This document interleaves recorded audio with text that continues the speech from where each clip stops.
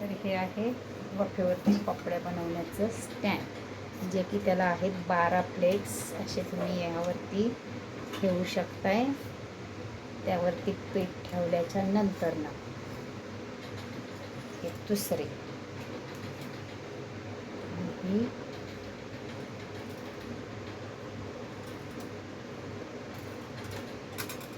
तिसरे व्यवस्थित बसवायला लागते.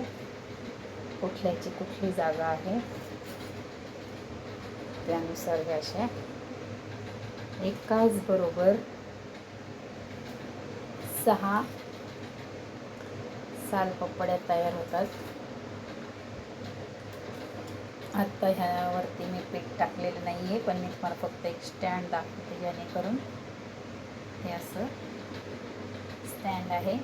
तुम्हाला आता इथं असं वरती पकडण्यासाठी काय बॅलन्सने धरायचं जेव्हा त्यात पिठाने ठेवलेलं असेल तेव्हा.